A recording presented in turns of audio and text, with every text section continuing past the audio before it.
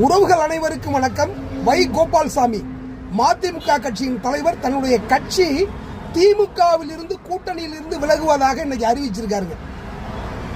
இவரை போல ஒரு உண்மையும் நேர்மையும் உத்தவமான மானங்கெட்ட மன்னிக்கணும் மானமுள்ள ஒரு மனிதனை நீங்க பார்க்க முடியாதுங்க.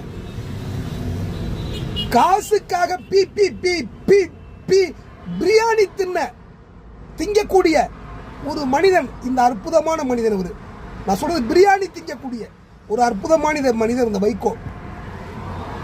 இவருடைய கடந்த கால நடவடிக்கைகள் எடுத்து பார்த்தீங்கன்னா, இவர் திமுகவில் இருந்தாரு. அரசியல் வாரிசு அரசியல் பண்றாங்கன்னு சொல்லிட்டு அங்கிருந்து வெளியில வந்தாரு. இவருக்காக 6 பேர் தற்கொலை பண்ணிட்டு செத்து போனாங்க.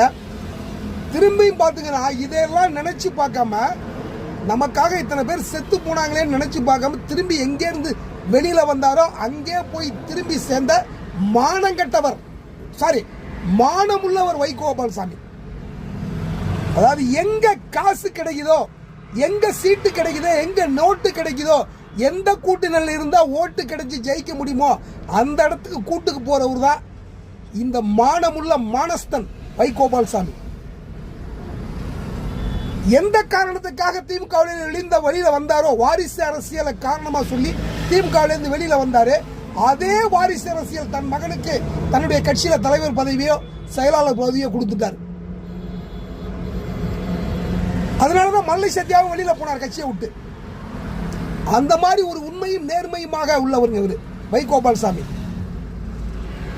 இப்ப என்ன பண்றாரு, எந்த கட்சியிலிருந்து வெளியில வந்து கலைஞர் கருணாநிதியை மிக மோசமாக ஒரு தரங்கட்ட 3ஆம் தர மனிதனாக பேசினாரோ, அதே கட்சியில போய் ஸ்டாலின் தலைமையில நெடுஞ்சாங்கனே உளுந்து, ஐயா உங்களை விட்டா எனக்கு வேற வழியே இல்லை அப்படின்னு சீட்டு வாங்கிட்டு ஜெயிச்சு 5 வருஷம் பதவியில் இருந்தாங்க. மறுபடியும் இப்ப பாத்தீங்கன்னா ஸ்டாலின் திமுக தோத்துருச்சு. அதனால அங்க இருந்து வெளியில வர்றாரு. என்ன சொல்லிட்டு வர்றாருன்னா, எங்களுக்கு அங்க மதிப்பு இல்லைன்னு சொல்லிட்டு வர்றாரு. இந்த மதிப்பு இல்லைங்கிறது முன்னாடியே தெரியாதா? சீட்டு வாங்கறதுக்கு முன்னாடியே தெரியாதா? அப்பவே வெளியில வர வேண்டியதானே? அந்த அளவுக்கு மானஸ்தனா இருந்தா அப்பவே வெளியில வந்திருக்க வேண்டியதானே? இனி இவர் இருந்த இடத்துல இருந்து பீட ஒளிஞ்சது, போய் சேர்ற இடம் நிச்சயமா பீட பிடிக்கும். அதுதான் உண்மை.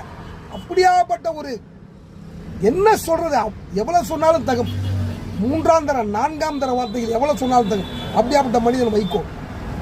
நன்றி உறவுகளை, மீண்டும் ஒரு காணொலியில் சந்திப்போம். பாருங்கள், பகிருங்கள், பங்களிப்பை கொடுங்கள், சப்ஸ்கிரைப் பண்ணுங்க, சப்போர்ட் பண்ணுங்க. நன்றி உறவுகளை.